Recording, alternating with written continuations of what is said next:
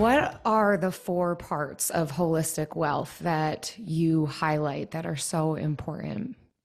Absolutely. So in the book, I define holistic wealth as financial independence coupled with financial savvy and having, different parts like your emotional health, your mental health, and even your spiritual health as pillars of holistic wealth. And combined with that too are, your relationships that help to enrich you and having a life purpose. And in the book, I say all of this combines to give you the tools that you need to basically overcome any life altering setback. So this is not just, a nice to have. This is critical in an age of disruption. And this is the toolbox that we need to be able to master the art of recovery from disruption. So, how you mentioned earlier that yes, in the finance world, we talk about our net worth a lot, and it's all about tracking your net worth, tracking your net worth. And yes, it frustrates me a bit to see it too in the finance world, and probably more than you know. But and that's why I think that the whole concept of holistic wealth is so important, because yes, having your finances in place is a great thing. It's an amazing thing. But I realized when a tragedy hits and you don't have the other pillars in place, it's hard to recover. It's hard to get over that. I mean, money is one aspect of it that enables you, of course, to live and to eat and have a roof over your head and have savings and not be bogged down in debt, which all helps and it's unbelievable. But what really got me through it was building my resilience, was Mm. these other pillars that are needed to overcome that type of tragedy and to even overcome or even to kind of live in this disruptive world that we're living in right now.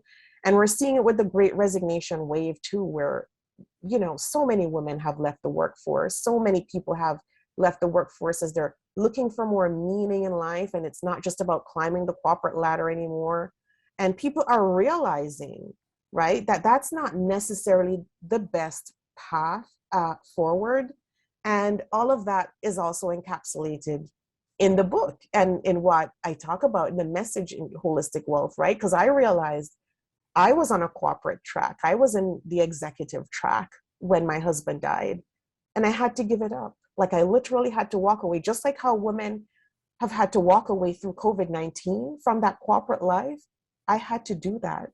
And it wasn't because of just thinking, well, yeah, I'll just do it. Was out of need. At the time I had two young kids, as I said, and it just wasn't working. I needed to find that balance. And that's what everybody Mm.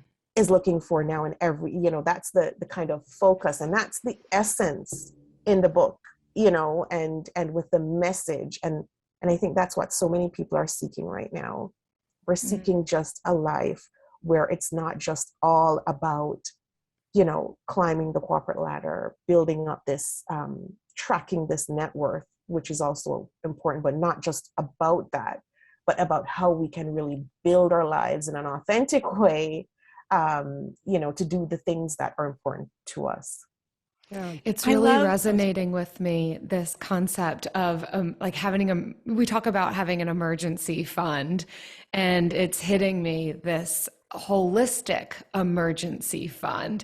Not that we want to constantly be waiting for the shoe to drop, although we are living in a time, I love how you're describing that this disruptive world, disruptive culture, but recognizing it is going to happen. It's why we have an emergency fund, because we know emergencies, crises are going to happen. And it's not just about how much money do you have in the reservoir, but how connected are you with other individuals? What life-giving opportunities do you have that aren't dependent on having a set amount of wealth? How is your spiritual life? How is your emotional and mental health?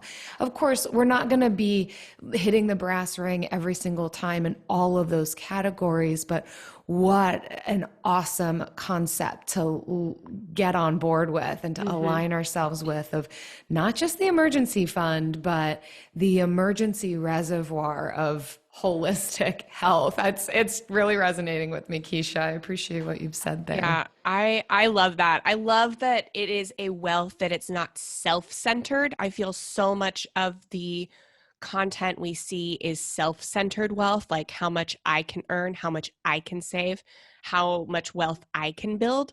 But this is a life-centered wealth. So it is not just those things, but it doesn't isolate them, but it includes them with it's like an intentional life purpose. So like, what can I be doing that's greater than me? And like even physical, like you even include like physical wealth and like being a good steward of like goodwill and stuff. So it's like it's people, it's environment, it's life centered wealth. And that is what's going to make us like truly happy. Like we are not designed to just be like isolated individuals with fat bank accounts. We are created to be like people in community. And this holistic wealth really does like bring that to life.